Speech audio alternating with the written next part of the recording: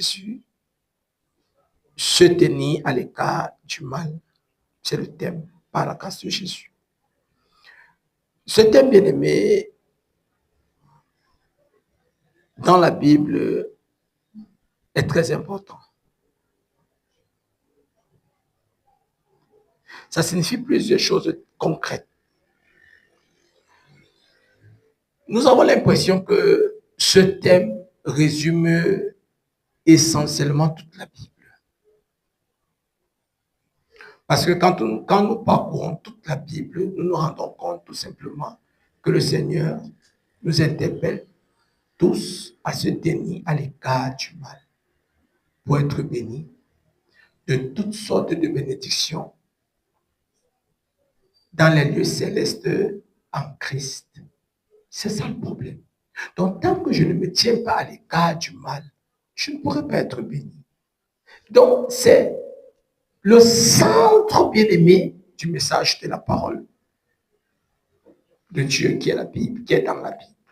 Se tenir à l'écart du mal. C'est pourquoi la Bible nous dit que Job est un homme intègre.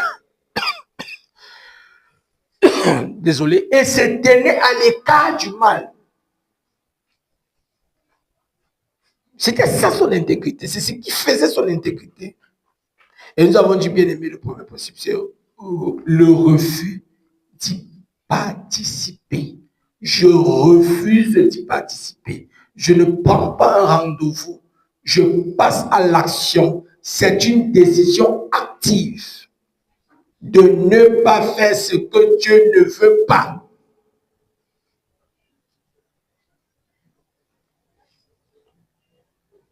Je pratique. Je mets en action. Le deuxième point, les versets bibliques que nous avons lus, je crois que Proverbe 4, 14 à 15, je crois que c'est dans le groupe, pour ceux qui sont dans le groupe. Je crois qu'il y avait 3 versets bibliques. Il y avait aussi le psaume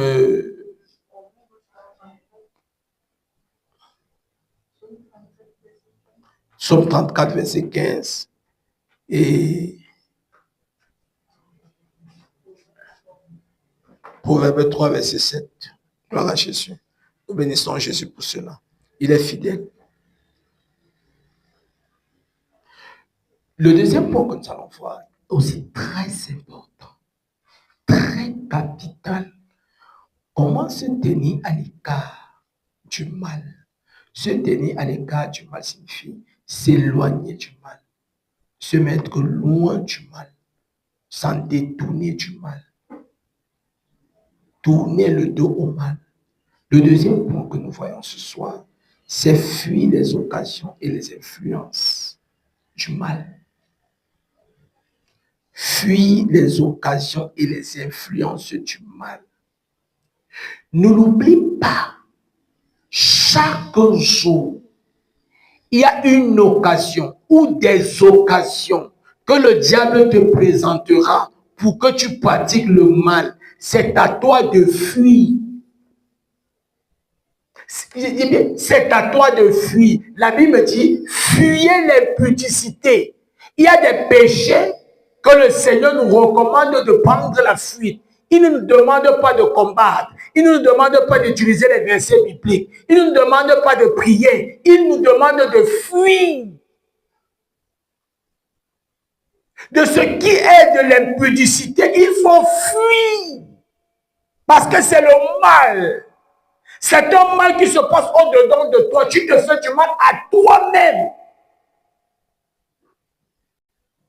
Donc, il dit, tous les jours, il y a une occasion du mal que le diable présente devant toi. C'est à toi de fuir. C'est à toi de fuir. Ça, c'est le premier principe. Deuxième principe, il faut également fuir les influences. Donc, ceux qui t'influencent, ceux qui influencent ta vie, ceux qui te poussent, c'est ce que ça signifie, te poussent à pratiquer le mal. ce qui t'inspire à pratiquer le mal, ce qui te garde dans le mal, ce qui te conduise dans le mal, ce qui t'entraîne dans le mal, ce qui t'encourage dans le mal, ce qui te présente le mal comme si c'était une chose bonne. Ce qui t'invite dans le mal. Alors regardons le mal dans tous les sens, dans le sens physique, dans le sens spirituel. Ce qui est mal, c'est ce qui a trait à la destruction. Pourquoi ton âme est encore en train de détruire? Pourquoi ta bouche est en train de détruire? Pourquoi tes pensées sont en train de détruire? Pourquoi tes mains sont en train de détruire? Pourquoi tes pieds te conduisent toujours dans les lieux de destruction? Alors, il est important pour nous d'identifier ceux-là qui nous influencent, d'identifier toutes ces occasions de mal qui se présentent à nous. Quand je vois le mal, je dois me détourner, je dois fuir, je dois changer de chemin. Je ne m'avais pas affronté le mal. Je ne m'avais pas dit que non, vraiment, je suis enfant de Dieu. Je vais voir ce qui va se passer. Ce qui va se passer, c'est que tu vas pratiquer le mal. C'est que tu vas pratiquer le mal. L'impudicité, c'est le mal. Tu dois fuir. Il y a toujours des occasions qui se présentent. Des pensées qui traversent ton esprit. Des idées qui viennent. Des réactions et des désirs, des plaisirs qui viennent, qui surgissent de nulle part. Et des personnes qui sont là pour nous influencer, alors que chacun de nous fasse attention. Comme les autres te disent souvent, on ne joue pas avec le feu. Tu sais que ça brûle, tu fais l'erreur, ça te brûle. Le mal est là pour détruire. On ne joue pas avec le mal. On ne joue pas avec les ténèbres. On ne joue pas avec le noir. On ne joue pas avec ces choses, ce n'est pas un jeu. Si toi tu joues encore avec ces choses, c'est parce que tu n'as pas encore compris. Tu n'as pas encore compris que tu n'es qu'un appât. Tu n'es qu'un appât.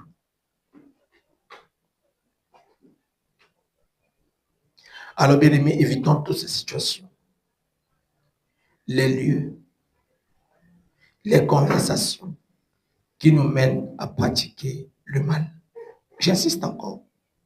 Évitons tout simplement les situations, les lieux, les conversations, les relations qui nous poussent à pratiquer le mal. C'est à nous d'éviter, c'est ça fuir. C'est à nous d'éviter. C'est ça fuir. Même si tu n'as pas encore pratiqué, c'est-à-dire que tu as vu le mal, tu arrêtes de t'avancer. Parce que c'est le péché. C'est déjà le péché. Que chacun prenne la fuite. Que chacun parvienne aussi à identifier le mal. Parce qu'il y a des personnes qui te présentent le mal comme si c'était le bien. Il y a des personnes qui te disent que non, ça là c'est une bonne chose, alors que tu sais que consciemment c'est le mal. Que te dit la parole?